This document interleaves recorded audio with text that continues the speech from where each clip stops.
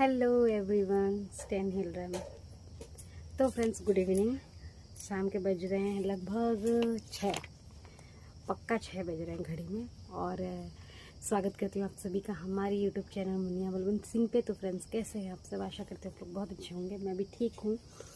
और अभी जस्ट ये पेन और ये पेपर ये लेके मैं यहाँ बैठ के मैं कुछ कमेंट्स लिख रही थी, जिनका जवाब देना मैं ज़रूरी समझती हूँ। तो इसलिए मैंने ये कमेंट्स कुछ लिखा है, जिनको मैंने ना कुछ कमेंट्स के मैंने रिप्लाई भी कर दिए हैं फ़ोन पे, चैनल पे। लेकिन फिर भी मैं चाहती हूँ कि ये कमेंट्स मैं आप लोग को सुनाऊँ, क्योंकि मुझे ये मेरे हेटर्स से कम नहीं लगते हैं। जो भी मेरी वीडियोस में आप लोगों से हाथ जोड़ के निवेदन कर रही हूँ, जो भी मेरी वीडियोस को मेरे हस्बैंड को लाइक नहीं कर रहे हैं या मेरे वीडियोस को पसंद नहीं कर रहे हैं, तो देखिए, लोगों की अपनी अपनी चॉइस होती है। तो मुझे इस बात के लिए कोई खेद नहीं है। आप लोग को पसंद नहीं, इंसान की सबकी अपनी अपनी पसंद होती है। तो अगर आप लोग को पसंद नहीं है तो वीडियो मत देखिए, हमारे चैनल को हटा दीजिए, हाइड कर दीजिए, डिलीट कर दीजिए, जो भी आप लोग को करना है वो कर लीजिए। लेकिन हमें मत देखिए, कोई बात नहीं। लेकिन ऐसी बातें मत किया करिए जिससे कि हमारा जो है, मतलब फ़र्क तो हमें कुछ पड़ता नहीं है, लेकिन फिर भी बेकार लगता है, बहुत बेकार लगता है। इंसान है हम यार। मेरे हस्बैंड का तो मुझे नहीं पता, वो तो ऐसे हैं कि वो कोई उनको ना सामने से गाली भी दे के चला जाए ना तो वो किसी को कुछ नहीं बोलेंगे। लेकिन मैं वैसी नहीं हूँ। मुझे ऐसा है कि बेवजह अगर कोई मुझे कुछ कहेगा बिना कोई गलती के, तो मैं उसको सुनाऊंगी। मेरे लिए जो एक पहले की एक कहावत थी, या अभी भी चलती है वो चीज़, कि अत्याचार करने वाले से ज़्यादा बड़ा अत्याचार सहने वाला होता है। क्योंकि वो अत्याचार सह के, वो जुल्म सह के, वो करने वाले को, जुल्म करने वाले को, गलत करने वाले को बढ़ावा दे रहा है, चांस दे रहा है कि तुम करते जाओ, सहने के लिए हम तत्पर हैं।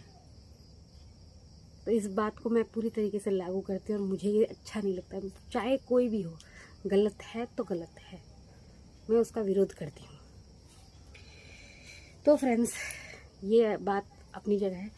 तो कुछ क्वेश्चंस है जिनके मैं जवाब देना चाहती हूँ। दीपक शर्मा जी के 2 कमेंट्स आए हैं, उनका मैं जवाब दूंगी। पहला है, मैं Q&A कंटेंट लेके आई हूँ। सॉरी, मैं बताना भूल गई। ये मेरा Q&A कंटेंट है, जिसके लिए मैंने कुछ कमेंट्स छांट के रखे हैं। तो दीपक शर्मा जी कह रहे हैं, अपने ससुराल वालों के लिए कुछ नहीं लिया। दीपक शर्मा जी ने कहा है कि अपने ससुराल वालों के लिए कुछ नहीं लिया। और फिर उसी के साथ एक बंदे ने, मैं उनका नाम नहीं लूँगी, मैंने मैसेज किया है, इसको अपने ससुराल वालों से लेना देना है ही कहाँ। तो देखिए, मैंने नहीं लिया, आपने देखा और आपने कमेंट किया, क्योंकि जो आपने देखा वही कमेंट किया। अंदर की बात आप लोग को नहीं पता, ठीक है? तो उसमें आपकी भी गलती नहीं है। बहुत सारी ऐसी बातें हैं जो मैं सोशल मीडिया पे लाना नहीं चाहती। वो मेरी फैमिली की बात है, मैं वो निपटा लूँगी, समझ लूँगी। तो आप लोग मेरी फैमिली मैटर में ना ही बोले। मैं अपने ससुराल वालों के लिए क्या करती हूँ, क्या नहीं करती, ये मेरे ससुराल वाले को अच्छे से पता है, ठीक है? उसके लिए मुझे बताने की ज़रूरत नहीं है, उनको अच्छे से पता है।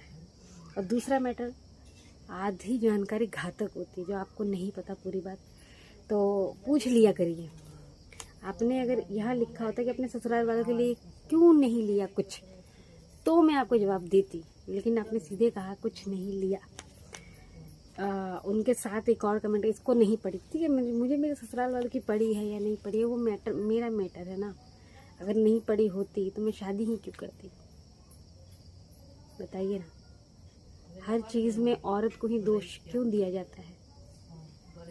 चाहे अगर वही औरत आपकी बेटी हो, तब आप ब्लेम करेंगे इसके ससुराल वाले ख़राब है, इसीलिए मेरी लड़की जाना नहीं चाहती। लेकिन अगर आपकी बहू हो तो आप कहेंगे कि मेरी बहू बेकार निकली, वो तो निकम्मी है, नाकारा है, कोई काम धंधा नहीं करना चाहती, ससुराल रहना नहीं चाहती, इसीलिए बार बार मायके भागती है। ये पक्षपात आप ही लोग करते हैं ना, क्यों करते हैं? जैसे बेटी को मानते वैसे ही बहू को मानते, तो मुझे नहीं लगता कि कोई भी बहू अपने मैके जाना पसंद करती। बाकी मैं, वो मेरा मैटर है, मैं समझ लूँगी। दूसरा कमेंट दीपक शर्मा जी का ये है, बेटी या बेटा होने पर आपके यहाँ से ससुराल में कपड़े, आपके पीहर से ससुराल में कपड़े जाते नहीं है क्या? तो देखिए दीपक जी, हमारे ऐसा रिचुअल नहीं है। हमारे यहाँ पहली संतान मैके में होती है। पहले चलता था ये ट्रेंड, पहले ये चलता था और ये रिचुअल था। अभी बहुत लोग नहीं मानते हैं, पर मैं इस रिचुअल को फॉलो करना तो चाहती थी, लेकिन जिस तरीके से करना चाहती थी वो तरीका नहीं हो पाया। बहुत मजबूरन मुझे मेरे मैके में आना पड़ा, बिना राजी खुशी के डिलीवरी करवाने के लिए, और तब से मैं यहीं हूँ। और हमारे यहाँ ये रिचुअल नहीं, हमारे यहाँ ये है कि बच्चा होने पर जो सेवा करती हैं, चाहे वो माँ हो, बहन हो या बुआ हो, कुछ भी हो, तो ससुराल वाले भेजते हैं उसके लिए उनके लिए कपड़े लगते। बच्चे के लिए तो लेके ही आते हैं, बाकी उनके लिए भी भेजते हैं, क्योंकि खून उनका है, बच्चा उनके खानदान का है और उनकी बहू के पेट में पल रहा है, उन्हीं का अंश, उन्हीं के खानदान का अंश। तो उस खुशी में वो भेजते हैं हमारे अकॉर्डिंग। और यहाँ इनका जो है, इनके और हमारा यूपी का, और मतलब मेरे हस्बैंड की फैमिली का और मेरे फैमिली का रिचुअल बहुत ऑपोजिट है, क्योंकि हम लोग अलग अलग जाति से बिलोंग भी करते हैं। हमारा रिचुअल अलग है। मैं कहाँ बिहारी, वो कहाँ जाटव, तो अलग अलग होगा ही ना रिचुअल। तो हमारे यहाँ ऐसा रिचुअल नहीं है। हमारे यहाँ तो हमारे नियम कायदे के अनुसार उनके यहाँ से आना चाहिए था घर वालों के लिए कपड़े। तो खैर, ना हमारे घर वालों ने कहा, ना उन्होंने पूछा, और ना हमारे घर वाले इस बात की शिकायत करते हैं। जिसका जो रिचुअल है ठीक ही है अपनी जगह पे। नेक्स्ट है राधे राधे, कह रही हैं आपकी जाति क्या है मुनिया? राधे राधे जी, मेरी जाति है, मैं एससी से बिलोंग करती हूँ और मैं बासपुर हूँ, मैं बिहारी हूँ और मैं सुपन भगत की वंशज हूँ। हमारा टाइटल बासपुर है और हम लोग बांस का काम करते हैं, बांस की टोकरियाँ वगैरह बनाने का काम करते हैं।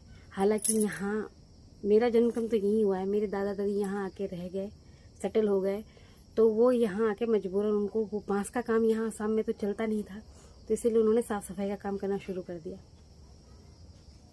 तो ये है, लेकिन मेनली हम बासपुर हैं। नेक्स्ट सृष्टि जोहरी कह रही है, रुद्रानी का मुंडन कब होगा? क्या होता है आपके यहाँ मुंडन संस्कार? जी हाँ, हमारे यहाँ होता है। ससुराल में होता है कि नहीं मुझे नहीं पता, और होता होगा या नहीं होता हो वो तो अलग मैटर है। लेकिन मैंने खुद मन्नत मांगी है कि मेरी लड़की 1.5 साल की हो जाएगी तो मैं मुंडन करवाऊंगी, उसका पहला बाल दान करवाऊंगी माँ कामाख्या के मंदिर में।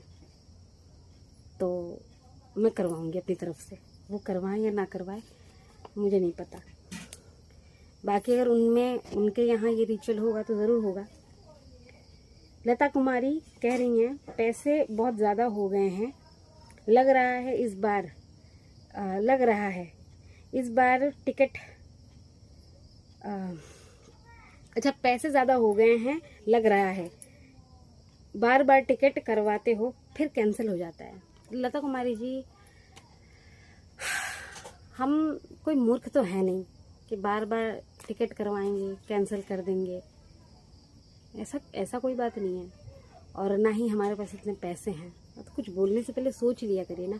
मेरे हस्बैंड ने साफ लफ्ज़ों में, और मैंने खुद बहुत अच्छी तरीके से एक्सप्लेन करके वीडियो बना के आप लोगों को दिखा दिया, बता दिया कि उनकी ट्रेन छूट गई, इस वजह से वो नहीं आ पाए, वरना आज वो मेरे साथ होते। और कल 17 तारीख है आने वाला, टुमोरो, कल 17 तारीख है, आज 16 तारीख है। आज ये वीडियो शूट करी और कुछ घंटों में, यही 1-1.5 घंटों में मैं अपलोड भी कर दूँगी। तो हमारी ट्रेन भी थी 17 तारीख को, यानी कि सोमवार को मैं चली जाती, आज का ही दिन और रात जो बिताती मैं बिताती, लेकिन वो नहीं आ पाए। अब वो नेक्स्ट टाइम जब आएंगे तब मैं जाऊंगी। बाकी मेरी ट्रॉली वगैरह सब तय करके रख दी गई है, मैंने तो आपको दिखाया भी था। तो आई होप कि आपको ये जवाब मिल गया होगा। बाकी मैंने आपको रिप्लाई भी किया था कमेंट का। लविश माहूर कह रहे हैं तुम्हारी बीवी का मन ही नहीं है आने का, तभी ये सब हो जाता है। प्रसाद बोला होगा मुनिया ने, अब की बार कुछ ऐसा हो जाए कि जाना कैंसिल हो जाए। कहाँ हैं आपके शुभ चरण, कमल चरण स्पर्श करना चाहती हूँ मैं। लविश जी, आप चाहे ही हो और शी हो, मैं आप जैसे महापुरुष की, अगर आप पुरुष हैं तो आप महापुरुष की, और अगर आप औरत हैं तो आप जैसी महान औरत को मैं शत शत प्रणाम करती हूँ, कोटि कोटि प्रणाम करती हूँ कि आप जैसे लोग इस धरती पे हैं। मतलब दिल की बात बता देते हैं। अंतर्यामी, आपने तो शिव जी को भी पीछे छोड़ दिया, जो अंतर्यामी होते हैं उनको भी पीछे छोड़ दिया। और मैंने प्रसाद बोला है, काश मेरे प्रसाद बोलने से सब कुछ हो जाता। मेरे प्रसाद बोलने से, मेरे प्रसाद चढ़ाने से, मैं तो कई सालों से, जब से होश संभाला है, मैं पूजा करती हूँ। कौन सी ऐसी पूजा है जो मैंने नहीं की होगी। इतने पाठ तप जप किए मैंने, पर मेरे चाहने जैसा कुछ हुआ ही नहीं। मैं चाहती थी कि मैं बीएड करूँ, टीचर बनूँ। मैं चाहती थी कि मैं डांस क्लास खोलूँ। मैं चाहती थी कि मैं शादी से पहले कि मैं शादी न करके कोई बच्चा एडॉप्ट करूँ। मैं चाहती थी बहुत कुछ। मैं चाहती थी कि मेरा अपना एक घर हो। कहाँ हुआ। मैं प्रसाद बोलने से अगर हो जाता तो कोई बात ही नहीं थी। और रही बात मेरे ससुराल जाने की बात कि मैं चाहती ही नहीं, तो मेरी चाहत के बारे में आप क्या ही जान लेंगे। आप लोग नहीं समझ सकते। ये अगर आप में ये होता ना तो आप ये बात कभी नहीं कहती। प्रभा ठाकुर कह रही हैं तुम्हारी बच्ची बहुत छोटी है, वहाँ देखभाल करने वाला कोई नहीं है। यहाँ तुम्हारी मम्मी और सभी लोग बहुत अच्छी तरह से देखभाल कर रहे हैं, ना कि तुम्हारे ससुराल में। जब तक तुम्हारी बेटी बड़ी हो जाए तब तक ससुराल बिल्कुल मत जाना। वहाँ रहना यहाँ रहना एक ही बात है। तो प्रभा ठाकुर जी, आपकी इस एडवाइस के लिए बहुत बहुत शुक्रिया। आप मेरी शुभचिंतक होने के नाते आपने ये एडवाइस दी है। और रही बात, ससुराल में बहुत सारे लोग हैं संभालने के लिए, और मेरे पति खुद बहुत अच्छी तरीके से मेरी बेटी की केयर करते हैं। बच्चों का बहुत अच्छा ख्याल रखते हैं वो। मेरी बेटी सो रही है तो ऐसी बात नहीं है, वो भी अच्छे से संभाल लेंगे। लेकिन जो आप सोचती हैं ना, मैं ये समझ नहीं पाती कि ऐसे लोग क्यों नहीं सोच पाते हैं। एक औरत होके ही लोग औरत का दर्द नहीं समझेंगे तो फ़ायदा ही नहीं है। उनके औरत होने का कोई फ़ायदा नहीं है, मुझे ऐसा लगता है। अरे मैं उन लोगों से पूछती हूँ जो ये कहते हैं कि एक अकेली तुम्हारी बेटी, तुम ही माँ बनी हो, कि तुम्ही ने बच्चा जन्म दिया। हमारे तो 4-4 बच्चे हैं, हमारे तो 5-5 जो बच्चे हैं, हमने तो संभाल लिया है, हम तो नहीं गए थे अपने मायके। तो जो केयर, जो रिस्पेक्ट, जो प्यार आपको अपने ससुराल मायके में मिलेगा ना, वो शायद ही 10% कोई ऐसे होंगे जो ऐसा कर सकते हैं। इक्वलिटी ससुराल वाले अपने पीहर वालों के जैसा। बाकी अगर ऐसा होता तो फिर बात ही क्या थी। फिर मायके में और ससुराल में कोई अंतर ही नहीं होता। बाकी जो समझदार है वो समझ ही गए होंगे। और रही बात, जो भी है जैसा भी है होता है, हमें तो कॉम्प्रोमाइज़ करना ही पड़ता है। औरत है ना, औरत को कॉम्प्रोमाइज़ तो करना ही पड़ेगा। बचपन से यही सिखाया जाता है।